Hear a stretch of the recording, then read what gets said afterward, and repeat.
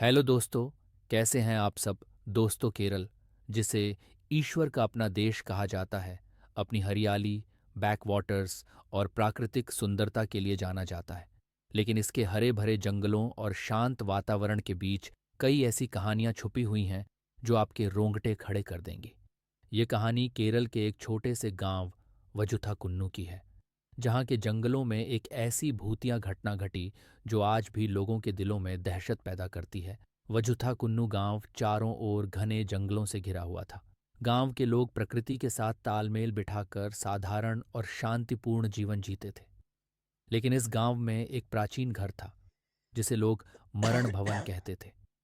कहते हैं कि इस घर में 100 साल पहले एक धनी जमींदार रहता था, जो तांत्रिक क्रियाओं में रुचि रखता था। ये जमींदार अपनी शक्ति बढ़ाने के लिए काले जादू का सहारा लेता था। उसने अपने तांत्रिक प्रयोगों के लिए कई निर्दोष लोगों की बलि दी। लेकिन एक दिन गांव वालों ने उसकी सच्चाई जान ली और उसे उसी घर में जिंदा जला दिया।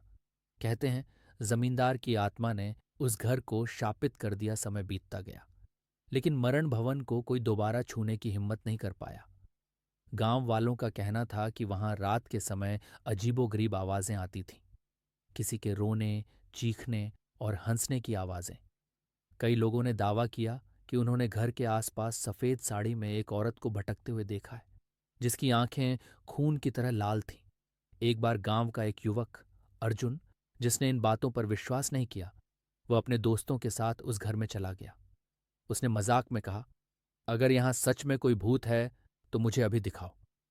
लेकिन इसके बाद जो हुआ वह डरावना था। अर्जुन अचानक बेहोश होकर गिर पड़ा।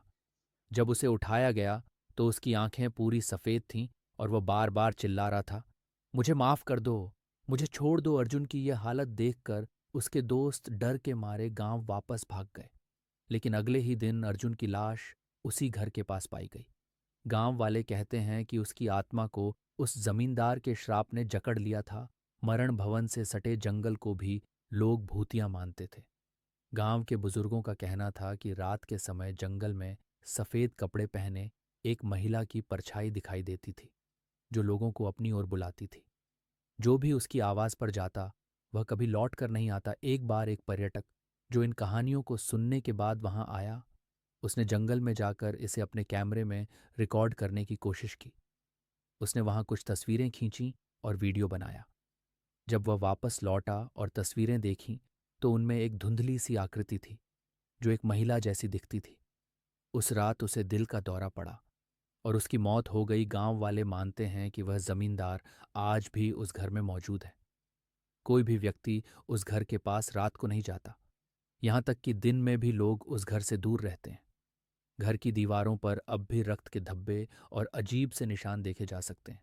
गांव के पुजारी ने कई बार उस जगह को शुद्ध करने की कोशिश की, लेकिन हर बार कुछ न कुछ भयानक घटना घट जाती।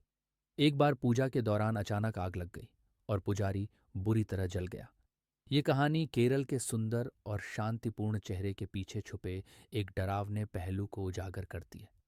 मरण भवन और उसके आसपास का इलाका आज भी रहस्यमय बना हुआ है।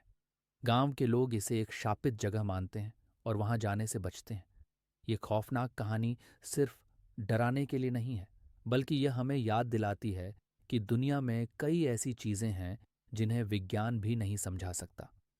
केरल की यह भूतिया दास्तां आज भी वहां के लोगों के दिलों में डर और रहस्य का मिश्रण भर देती हैं। दोस्तों, हमारी वीडियो अच्छी लगी तो वीडियो को लाइक करें, चैनल को सब्सक्राइब करें